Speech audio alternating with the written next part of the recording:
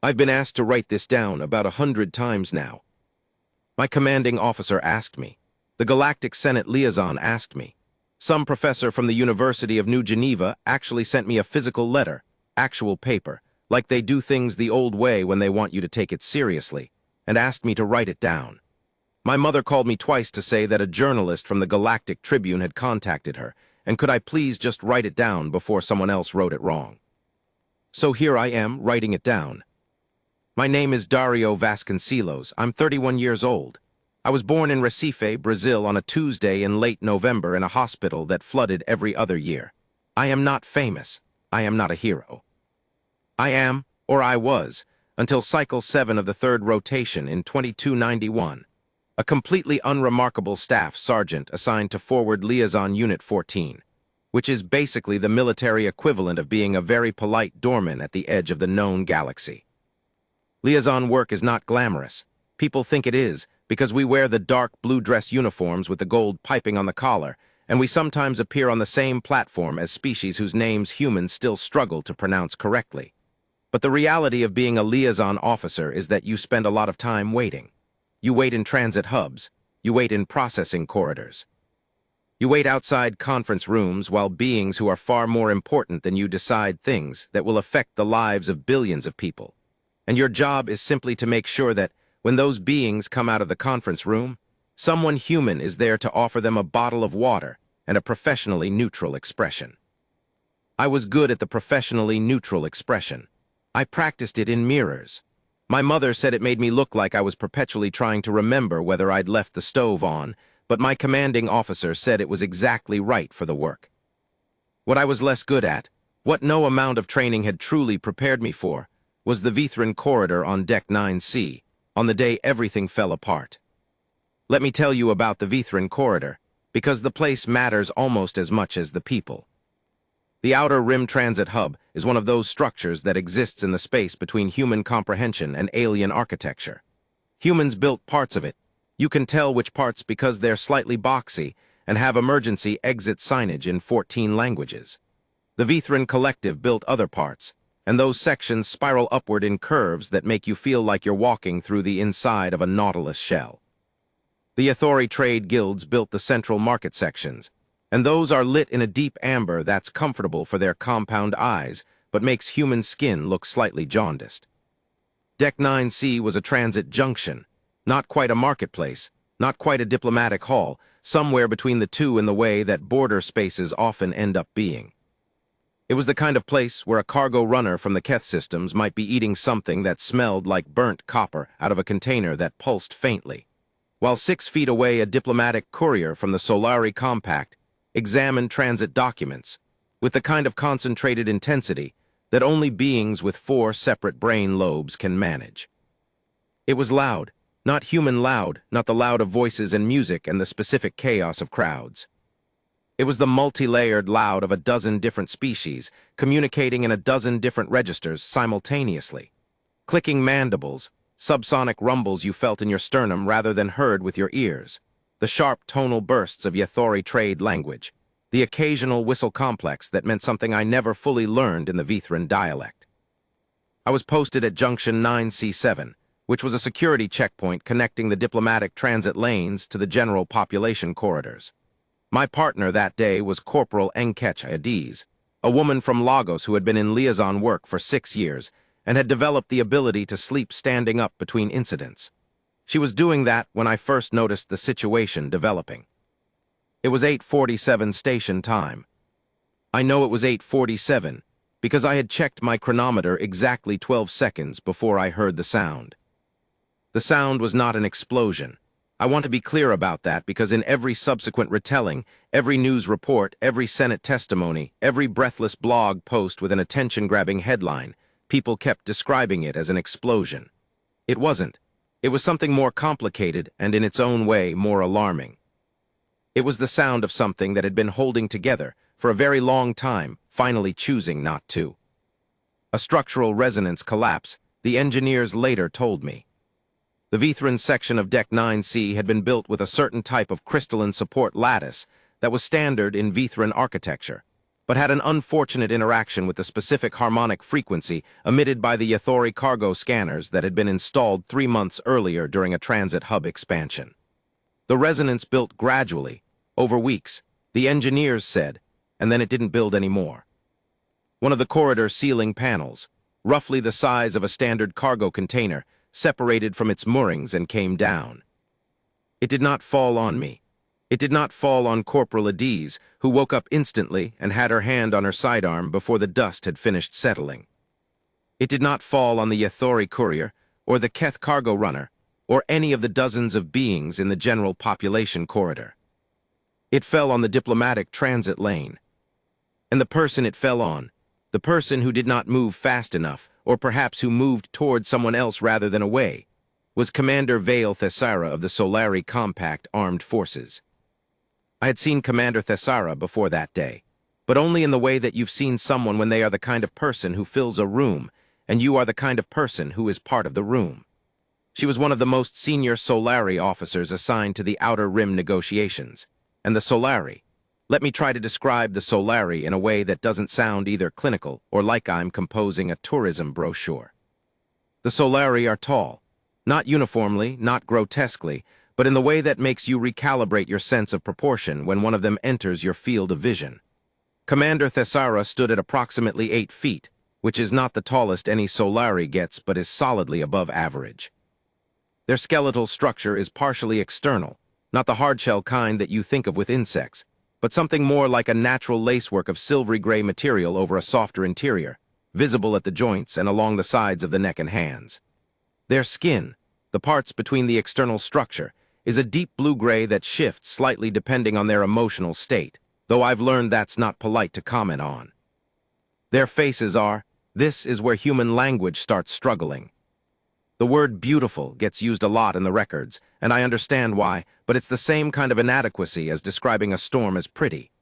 Commander Thessara had 4 eyes arranged in a slight curve, each a different shade of pale gold, and when she looked at you, she was looking at you in 4 different ways simultaneously, and you felt it. She had cheekbones that would have looked architectural on a human face. Her mouth was thinner than human mouths, with a faint bioluminescent outline that brightened when she spoke formal Solari language. She was, by any standard I understood or didn't understand, extraordinarily striking. She was also, on the morning of Cycle 7, wearing the deep violet dress uniform of a Solari commanding officer, walking through the diplomatic transit lane with 3 aides and a security escort, which meant whatever meeting she'd just come from or was heading toward was significant. And then the ceiling panel came down. I'm going to try to describe the next 45 seconds accurately, which is harder than it sounds because the human brain under stress is not a reliable narrator. It prioritizes. It cuts. It renders some things in sharp, almost painful detail and blurs others into impressionist smears that you can't quite reconstruct later. What I remember with absolute clarity, the sound. The concussive crash of the crystalline lattice giving way, followed immediately by the deeper impact of the panel hitting the floor of the corridor.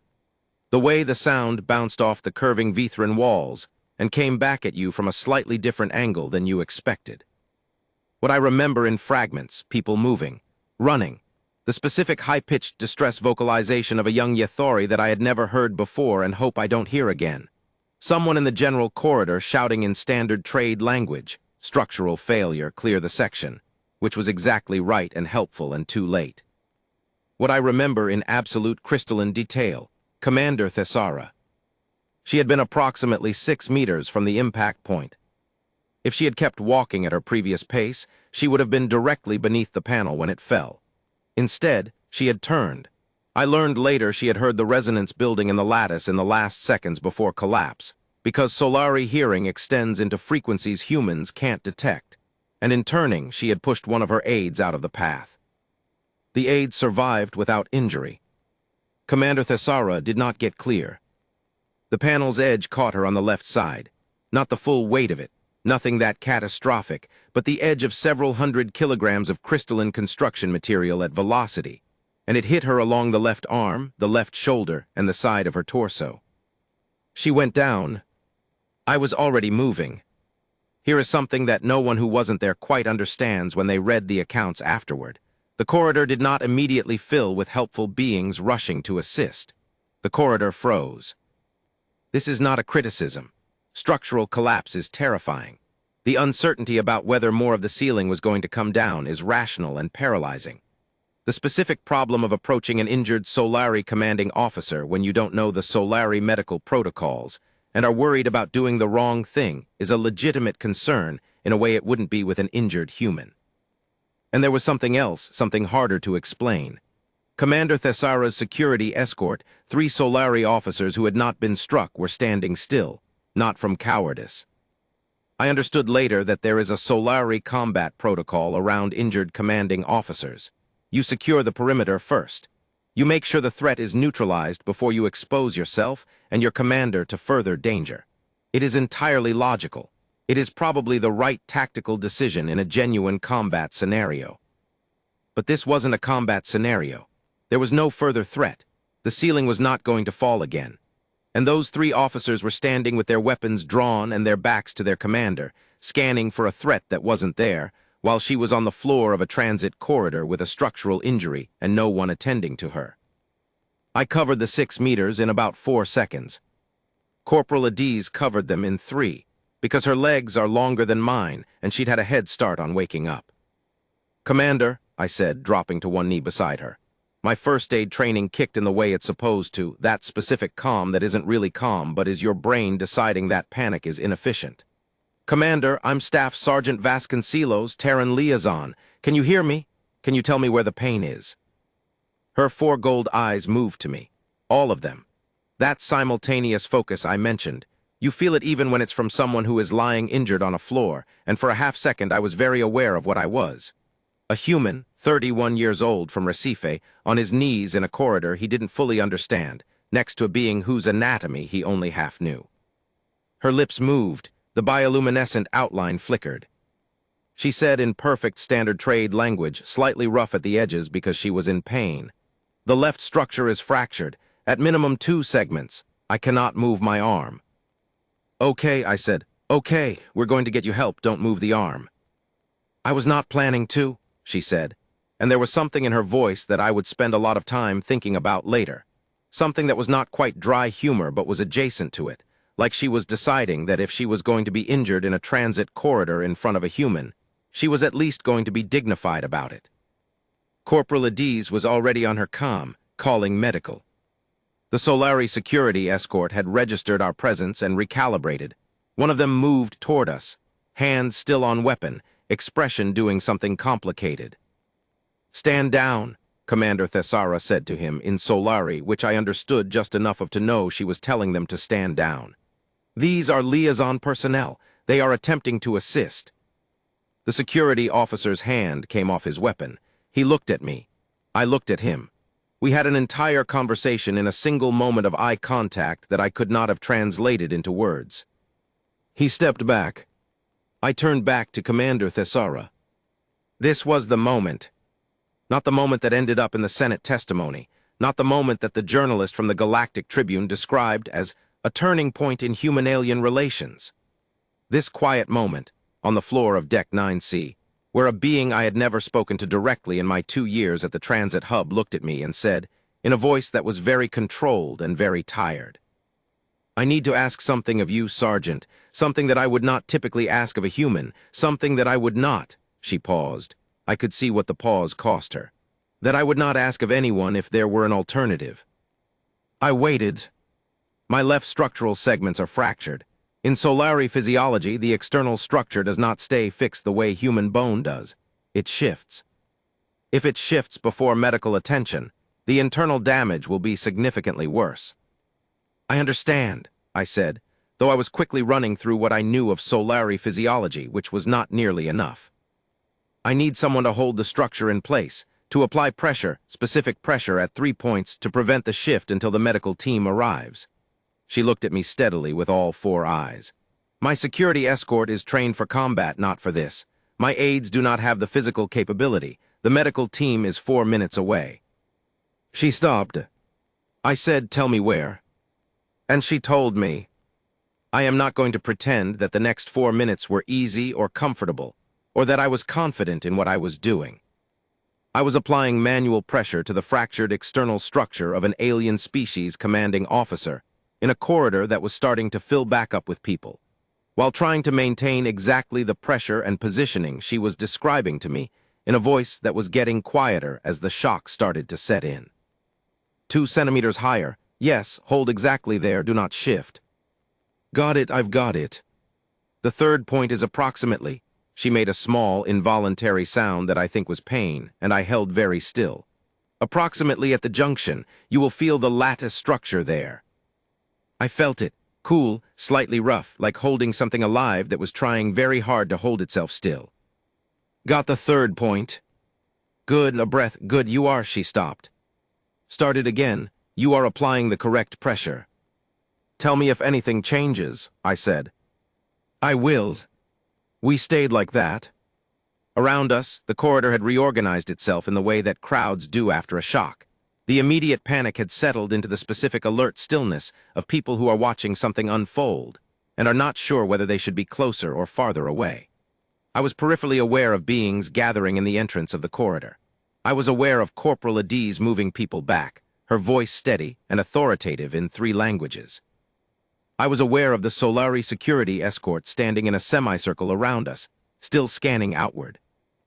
I was mostly aware of Commander Thessara's eyes.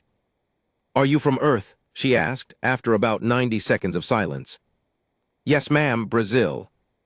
I have read about Brazil, she said, the forests. Yeah, I said, there's something.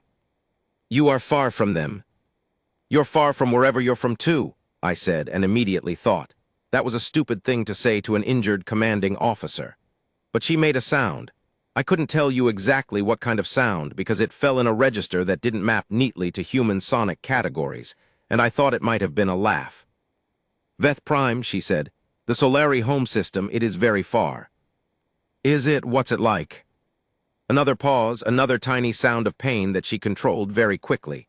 It is, the light there is different, warmer than this. A gesture of her right hand, a small one because she knew not to move the left side. This hub light is cold. Yeah, I said. Hub light is always cold. I have this lamp in my quarters, old-fashioned, incandescent, against regulations technically, but my likes me. An incandescent lamp, she repeated like she was tasting the phrase.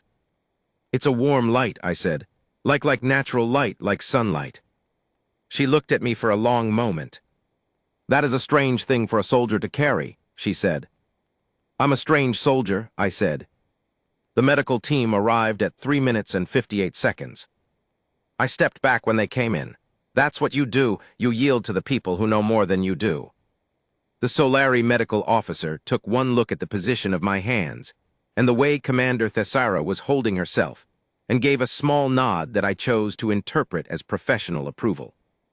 They had her stabilized within minutes. A full support brace encased the left side, and I watched the tension leave her face in increments as the structure was properly secured. I was standing back against the corridor wall, my hands hanging at my sides, and I realized they were shaking slightly. Not badly. Just the specific tremor that comes after sustained concentration under stress, when your nervous system finally gets the message that the crisis is over. Corporal Adiz appeared beside me. She handed me a water canteen without a word. I drank. You okay? She asked. Yeah, I said. I think so, yeah. Good, she said. Because all of those people, she nodded toward the gathered crowd at the corridor entrance, which had grown considerably while I wasn't looking, have been watching for the last 4 minutes, and someone is definitely recording. I looked at the crowd. The crowd looked at me. Commander Thessara, from her position on the medical stretcher they were preparing for her, said something to her senior aide in Solari. The aide turned, looked at me, said something back to the commander. The commander turned her head, carefully because the brace was doing its work, and found me against the wall. Sergeant Vasconcelos, she said, and her voice was steadier now. The medical team's pain management had clearly begun its work. Commander, I said. When I am recovered, she said, with a precision that I was beginning to understand was characteristic of her, I would like to speak with you, formally, if that is acceptable. Yes, ma'am, I said, of course.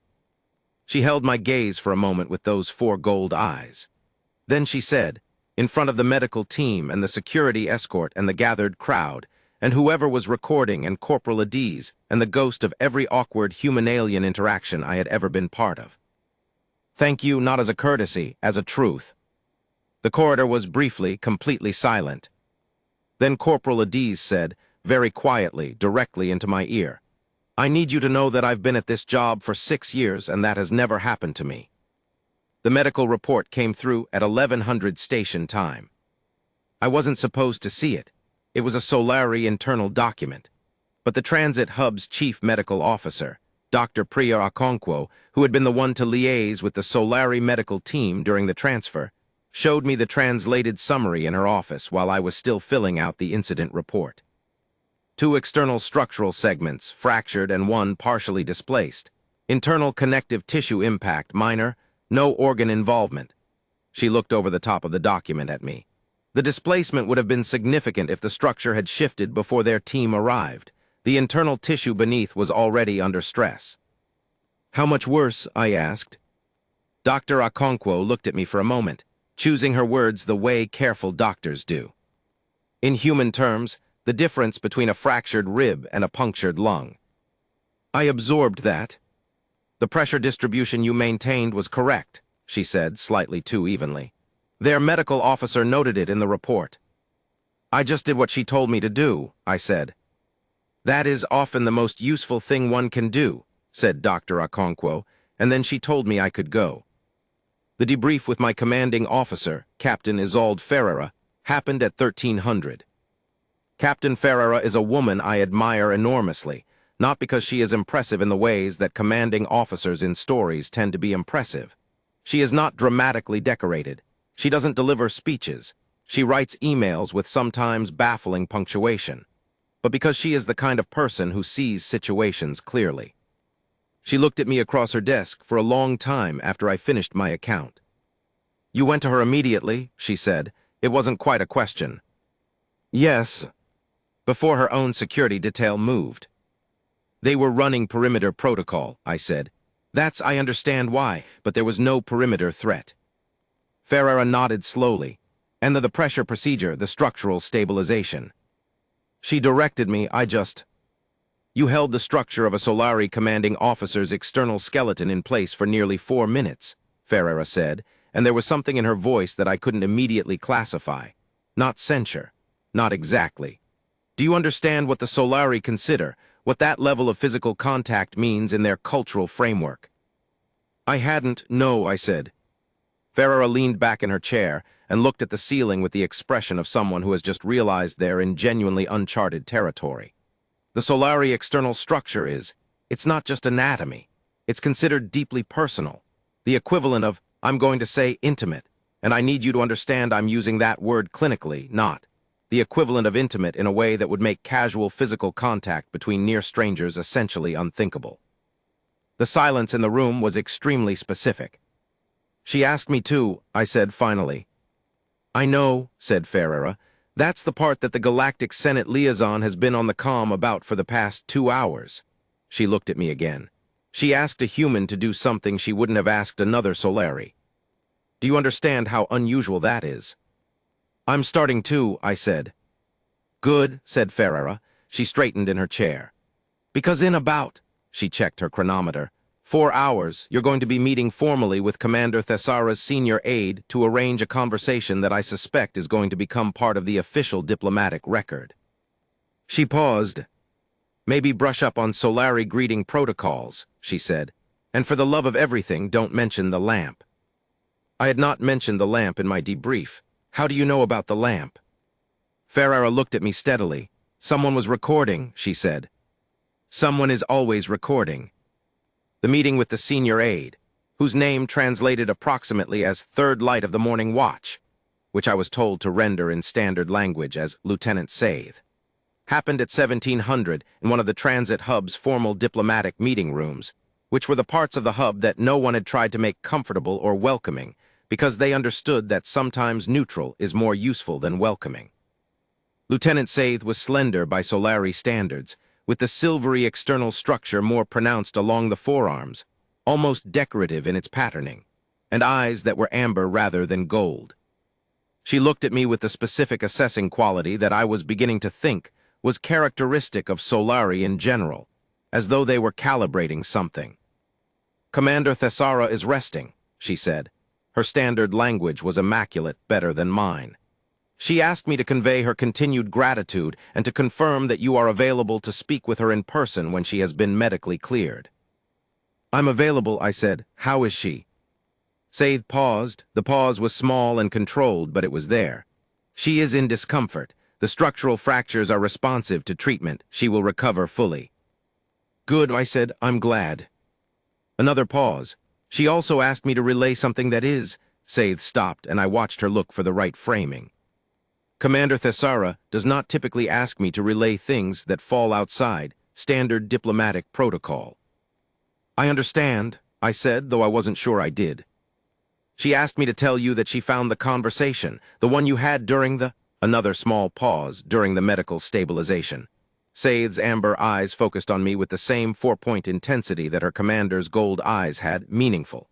She did not specify in what way, but she was particular about the word, meaningful. I thought about the warm light, the forests of Brazil being far from home. "Tell her," I started, stopped. "Tell her I did too." Saith regarded me for a moment longer than felt strictly necessary. "You are an unusual liaison officer, Sergeant Vasconcelos," she said. "My co says I have a very good neutral face," I said. This time I was certain, from the slight shift in her expression, the faint brightening at the edges of her mouth, that it was a Solari laugh. I went back to my quarters at 2000. The lamp was on, because I left it on when I was on duty, because I liked coming back to warmth. It sat on the desk beside my personal comm and a battered novel I'd been reading for 3 months and a photograph of my mother on the doorstep of our house in Recife, squinting into the sun. I sat on the edge of my bunk, and I did not do anything for a while. I thought about the weight of the external structure under my hands, the specific cool temperature of it and the faint pulse, not quite a heartbeat. The Solari circulatory system is different, but something rhythmic, something that spoke of life persisting. I thought about Commander Thessara telling me to hold exactly there, and her voice not shaking even when I could see, in the subtle color shifts of the skin between the lattice structures, that she was in pain. I thought about the 4 gold eyes, and what it felt like to be looked at by all of them simultaneously. I thought, I am an unremarkable staff sergeant from Recife, and none of this is the kind of thing they train you for. Then I picked up my novel, read 2 pages, put it down, and went asleep. Part 3, the formal meeting. Commander Thessara was medically cleared for a short non-physical engagement on the 2nd day after the incident. The meeting was arranged in the diplomatic wing, specifically in one of the private consultation rooms that the Solari delegation had been allocated for their transit stay. These rooms are configured to the preferences of the occupying species. The temperature, the light spectrum, the atmospheric composition are all adjustable within the hub's parameters.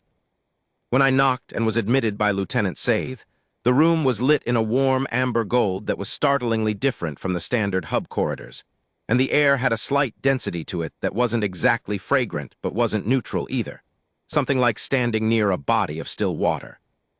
Commander Thessara was seated, which was the first time I'd seen her that way. Seated, she was still imposing. You don't lose several feet of height just by sitting down, but the posture of it, the careful stillness of her left side, and the support brace that was partially visible beneath the lighter uniform she was wearing, a silvery gray rather than the formal violet, made her seem more, I'm trying to find the right word, not vulnerable. That feels reductive. Present, maybe. Specifically present, like someone who is here because they chose to be, not because the function requires it. "Sergeant Vasconcelos," she said. "Commander Thessara," I said. I hope the recovery is going well." "It proceeds," she said. "Sit, please." I sat. Lieutenant Saith withdrew to the far side of the room with the specific discretion of aides everywhere, and the commander and I were, for practical purposes, in a private conversation. "I wanted to speak with you," she said, "for several reasons. The first is simple, and I will address it first so that it is not hanging over the rest of what I want to say." She looked at me with those 4 gold eyes. "Thank you. I am aware I thanked you in the corridor, and I am aware that it was observed and that it will become part of various records and narratives. I want to say it again in private where it is simply true. You helped me. You helped me in a way that required you to act without hesitation, without prior knowledge, and without a pause, without many of the instincts that I understand humans have about physical contact with unfamiliar species. I didn't really think about it, I said honestly. You were hurt, I was there. That, she said, is exactly what I want to talk about. She asked me questions for about 20 minutes. Real questions. The kind of questions that were clearly not diplomatic protocol, not the standard cultural exchange queries that I'd answered 100 times at reception events and cultural briefings, but the specific questions of someone who was genuinely curious about a specific person. She asked about Brazil. I described Recife, the heat, the way the city sits on the edge of the Atlantic, the way you can smell the ocean from anywhere in the old part of the city if the wind is right, the specific color of the light in the late afternoon that is different from any other light I have encountered anywhere in 2 years of interstellar liaison work. She listened in the way that people who are actually listening listen, which is not the same as the way people wait to speak. She asked about my family. I told her about my mother, who teaches elementary school and who still calls me every week despite the time zone and transmission delay involved in calling across galactic sectors, and who ends every call by telling me to eat something. I told her about my father, who died when I was 14, and how I carry his watch even though it stopped working years ago. She looked at the watch when I mentioned it. I'd instinctively touched it when I said it, and she said, "In Solari culture, we carry physical traces of those who have died. We keep a fragment of their external structure. It performs the same function, I think, to have something to hold when the distance becomes too large." "Yeah," I said, "that's exactly it." She asked about the lamp. I described it, the specific warm, incandescent glow, why I'd packed it, the small rebellion of having something illogical and warm in a space designed for efficiency. She listened to this with an expression I couldn't read exactly, and then she said, "The light in this room, I had it adjusted when I knew you were coming." I looked at the amber gold light. "It is not incandescent," she said, "but it is the closest I could calibrate with the hub systems. I thought—" She stopped. The color shift in the skin between her external structure was subtle but visible. "I thought it might be more comfortable for you." I did not know what to say to that. That was, "Thank you, Commander. That was very kind."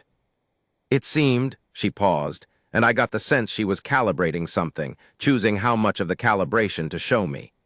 It seemed the least one could do for someone who made a cold situation warmer. Then she told me why she had really asked to meet. Not the gratitude, though that was real. Not the curiosity about Brazil and the lamp, though that was also real. She had a question, she said. A significant question. And she wanted to ask it to me specifically, rather than through official channels, because official channels would filter it into something that looked like diplomacy, and she wanted it to remain what it was, which was genuine. "I have been negotiating with the Galactic Council," she said, "on behalf of the Solari Compact regarding the integration of Earth into the broader framework of Council relations. Not membership, that is a longer process and there are factions that would resist it, but a formal framework of mutual engagement, a treaty." I nodded. I knew about the negotiations in the vague way that all liaison personnel know about the political currents we're swimming in without being privy to the specifics. "There is a faction within my own command structure," she said, "that does not want this treaty. They believe humans are, there are several characterizations they use, unpredictable, emotionally volatile, given to irrational behavior in ways that make them unreliable partners." She looked at me. "Yesterday," she said, "in that corridor you did something that I want to place in opposition to those characterizations. You acted without hesitation. You acted without protocol, without explicit permission, without the backing of procedural clarity, because there was a being in front of you who needed help and you had the capacity to provide it. And when I asked you to do something," another pause, "something that is, in my culture, an act of significant trust, you did it. Without making me justify the request, without asking why it mattered." She leaned forward slightly, carefully, because of the brace.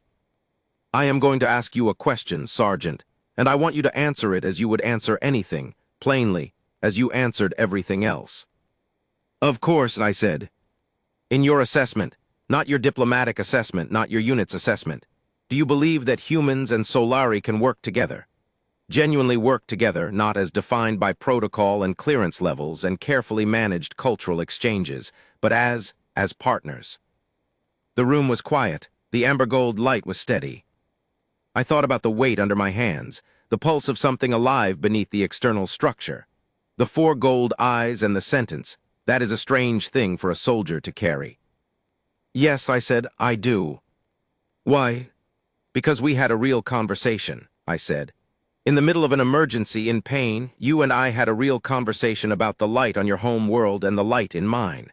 And that, I stopped, looked for the right words. That's what makes partnership possible, not protocol. The fact that when everything else falls away, there's actually something to talk about. Commander Thessara was quiet for a long time. Then she said, I am going to quote you in the Senate testimony. I'm sorry.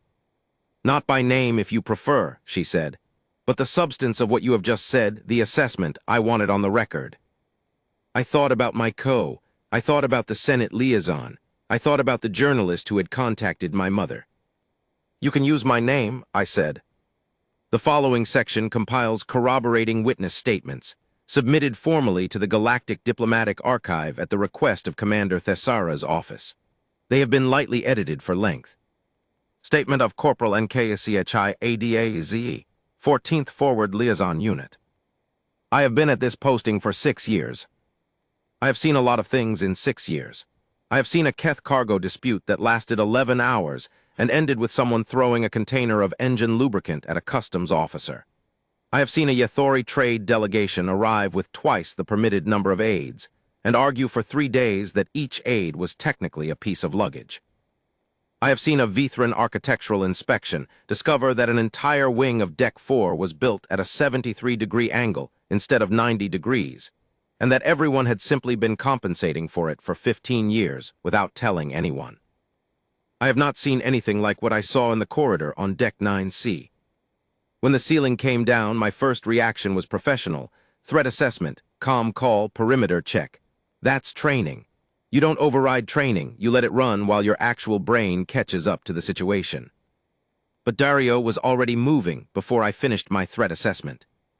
That's the part I keep coming back to. He was moving before I was, and I was awake, mostly, and he had been standing still. But the gap between the ceiling falling and Dario moving was, by my estimate, about 2 seconds, and in those 2 seconds he had already identified the commander, assessed her as injured, and started toward her. I have known Dario for 11 months. He is quiet. He is good at the neutral face, as he will tell you himself. He makes excellent coffee from some recipe he will not share with anyone else in the unit. And he reads paper books because he says the screens give him a headache. And he carries his father's broken watch. And he has a contraband lamp that 3 separate regulations officers have pretended not to notice because the light from it is genuinely better than the hub standard. He is not, I want to be clear about this, a person who calls attention to himself. He does not seek situations. He does not perform. What he did in that corridor was not performance. I was watching from close range. The crowd was watching from a distance. The commander's security escort was watching, and they had been trained to assess threat from every angle. None of us moved first. He did. And then he stayed there for 4 minutes, doing exactly what was needed, talking to her. And I know it sounds strange to focus on the talking when there was a medical procedure happening, but the talking mattered. She was in shock. Not clinical shock. Solari physiology is more resilient than that, but the specific shock of someone who has suddenly lost physical control of their situation. And he talked to her like a person, not like a diplomatic liaison talking to a visiting commanding officer. Like one person to another saying, I'm here, tell me what you need. I have been at this posting for 6 years. I'm not sure I could have done it better. Statement of Security Officer, 2nd Rank TVNRATH, SOLARI Compact Armed Forces. I will not characterize this as standard practice. I will not characterize the human's actions as standard practice. I will not characterize Commander Thessara's request as standard practice. I will not characterize any element of the event of Cycle 7 as fitting within established Solari security and medical protocols. What I will state for the record is what I observed. I observed that Commander Thessara was on the corridor floor. I observed that my training told me to secure the perimeter before attending to the commander, which I did. and I will defend that decision under any protocol review. I observed that the perimeter was, in fact, secure within approximately 40 seconds of the structural collapse. I then turned to attend to the commander and observed that 2 human liaison officers were already with her. I was prepared to intervene. Commander Thesara signaled me not to. I observed the next 3 minutes and 58 seconds. I have a precise internal chronometer. It is standard for my security specialty, from approximately 2 meters away. I will state the following facts. The human male maintained consistent pressure at the 3 stabilization points throughout. He did not shift his grip. He did not flinch when Commander Thesara made pain vocalizations. He did not at any point look away from her in the way that beings sometimes look away when they are uncomfortable with what they are doing. He looked at her. He spoke to her.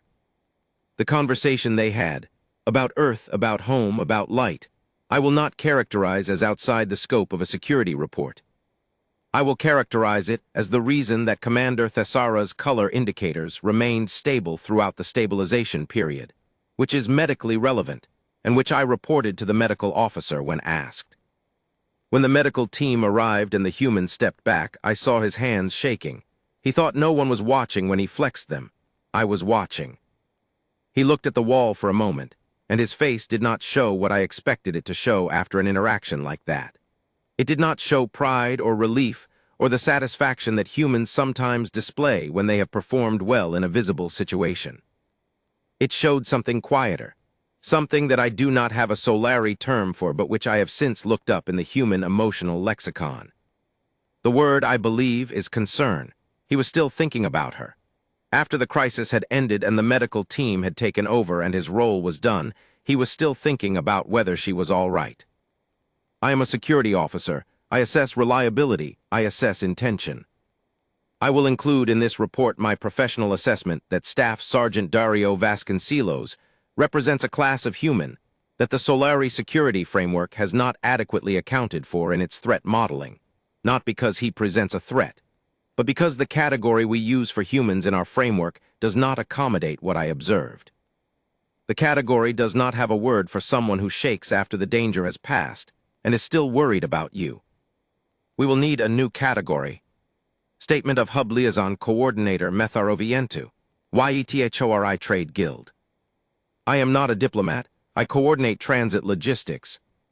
But I was in the corridor entrance when the ceiling fell, and I stayed, against my better professional judgment and the very loud instructions my instincts were giving me to leave, because something was happening that I did not want to stop watching. The Ithori do not have a great history with the Solari. This is documented. There are economic disputes stretching back 4 generations and at least 2 significant diplomatic ruptures that have never been fully resolved. I say this so you understand that my observation is not that of someone who has reason to sympathize reflexively with Solari interests. What I observed was a small human, which is to say a human of average human size, which is very small by Solari and Yethori standards, who went immediately to the most important person on the floor of the corridor and stayed with her until the danger was resolved. The Ithori have a concept. It does not translate exactly, which means something close to the one who stays when others calculate. The calculation is not wrong, you understand. The calculation is rational. The corridor might still be collapsing. The injured being might be too significant to touch without clearance. The protocols might require a different procedure. But the one who stays is the one who has already done the calculation and decided that the calculation in this moment is less important than the act. We have stories about this type. Every species does, the one who stays. I was watching the crowd around me. I do this automatically. It is my job, and I can tell you that the moment Commander Thesara looked at the human and said what she said, the crowd was not breathing. Not metaphorically. Literally. I have compound eyes. I can observe a wide field simultaneously. Nobody in that corridor breathed for approximately 2 seconds. I think they were waiting to see if it was real. It was real. The Ithori Trade Guild has submitted formally favorable notes on the Solari-Terran engagement framework discussions. This is not causally linked to what I observed, but I will say that observation preceded the notes by approximately 72 hours. Statement of Dr. PRIYA OKO and KWO, MD, Transit Hub Chief Medical Officer. Clinically speaking, The stabilization maintained by Staff Sergeant Vasconcelos was correct.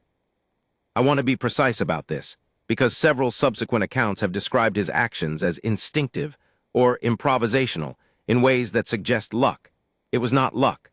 The pressure points Commander Thesara directed him to and the grip distribution he maintained were exactly what the Solari medical officer later confirmed would have been prescribed. Vasconcelos held steady at those points without drift for nearly 4 minutes. Medical professionals, specifically physicians and nurses trained in manual stabilization, will understand how difficult that is to sustain under stress. He was not trained in Solari physiology. He was working from verbal instruction in a high-stress environment on a species whose anatomy he only partially understood. He did not falter. I would like to add one thing that falls outside the purely clinical. When I showed him the translated medical summary and told him what would have happened if the structure had shifted, the difference between a fracture and an internal injury, his first response was not relief about his own role. He said, "How much worse?" He wanted to know about her. He was asking about the outcome for her, not about whether he had done the right thing. I have been a doctor for 17 years. I have told many people about outcomes for their loved ones, and I have told many people about the outcomes for strangers they helped. The response is not always the same. The ones who ask about the patient, not about themselves, those are the ones I remember. I will remember this one. The Solari Terran Engagement Framework was signed in the diplomatic hall of the Outer Rim Transit Hub on the 42nd day after the incident. I wasn't in the hall. I was at my post, which was Junction 9C7, which had been repaired with both new Vithran lattice material and updated resonance dampeners that were certified compatible with the Ethori scanning systems. The crystalline structure of the repaired ceiling was slightly different from the original, newer, lighter, with a faint iridescence that caught the hub light at certain angles. I was told about the signing at 1400 when Corporal Adiz came to find me at my post and held up her comm with the news bulletin on it. "Signed," she said. "Good," I said. "You're in the bulletin." "What?" She showed me. The bulletin was the standard diplomatic language, formal and layered, the kind of prose that carries immense weight in an entirely bloodless way. But there was a section mid-document that was attributed to Commander Thesara's Senate testimony. A quote from the testimony. It said, approximately, that the decision to pursue the engagement framework had been informed by a direct assessment from a member of the Terran Forward Liaison Corps, who had articulated the basis for partnership in terms that resonated with the fundamental Solari understanding of what alliance means. And then it quoted, not me, but the assessment itself, paraphrased into diplomatic language. The idea that when everything else falls away, there's something real to talk about. That the conversation in the dark between two people far from their home lights is the thing that makes everything else possible. "That's you," said Corporal Adiz. "It's paraphrased," I said. "It's you," she said, with the patience of someone who has decided not to argue about it. Commander Thesara left the transit hub 4 days after the signing, when the Solari delegation returned to their ship. I happened to be at the diplomatic departure processing area. Genuinely happened, not arranged. I had a scheduled station rotation when her delegation came through. She stopped when she saw me. Lieutenant Saith and the 3 security officers and the 4 aides all continued forward slightly, then stopped when she did, arranging themselves in the specific way of people who are pretending not to notice that their commanding officer is doing something personal. "Sergeant Vasconcelos," she said. "Commander Thesara," I said. "Safe travels." "Safe posting," she replied. There was a pause that felt like it had more in it than the pause itself. "I have sent something to the hub administrative office. For you." "You didn't need to." "It is not a repayment," she said, with the precision I had come to expect from her. "It is, I wanted you to have it, something from a place that has warm light." I discovered later what she had sent. A Solari resonance crystal about the size of my fist, which is a naturally occurring mineral from the Veth Prime home system that emits a specific amber gold light when held or placed near a heat source. Not incandescent, technically, but warm. I have it on my desk next to the lamp. "Thank you," I said. She looked at me for a moment with those 4 gold eyes. "Thank you," she said. for understanding that when everything falls, a slight pause, a choice, sometimes the most significant thing a person can do is simply stay. She inclined her head. I had learned by then that this was a significant gesture in Solari formal leave-taking, reserved for equals. And then she walked through the processing arch and down the departure corridor, and that was the last time I saw her in person, though the Senate records show her as one of the primary advocates for the Terran engagement framework in every subsequent review session. I stood in the departure processing area for a moment after the delegation had cleared. One of the processing clerks, a young Vithran, third posting, still clearly not sure what to make of humans in general, looked at me from across the counter. "Was that," she started. "Yeah," I said. "And you're the one who—" "Yeah." She looked at me for a moment. What was she like, in person, I mean, when it was just? I thought about amber gold light and still water and the weight of something alive under my hands, and a voice in pain that did not shake, and 4 eyes that saw you 4 different ways at once, and a conversation about distance and home and the specific warmth of the light in places you miss. She was exactly what she seemed like, I said. That's rarer than it sounds. I have been asked in the months since to speak at 2 cultural exchange symposia and 1 Galactic Senate committee briefing on the framework of the Solari-Terran engagement. I have declined all 3, not because I don't think the framework matters. I think it matters enormously, but because I'm not the right person to speak at symposia and Senate briefings. I'm a staff sergeant from Recife. I'm good at a neutral face and bad at marble halls. What I have agreed to is this document, and the understanding that it will be filed in the Galactic Diplomatic Archive as a first-person account of the events of Cycle 7, third rotation, 2291. Here is what I know after all of it. I know that the categories we build around unfamiliar things are always too small. The Solari category for humans, unpredictable, emotionally volatile, irrational, is too small. The human category for the Solari, cold, formal, structured to the exclusion of warmth, is too small. Every category that exists between species, before they have shared anything real, is too small because it was built from the outside.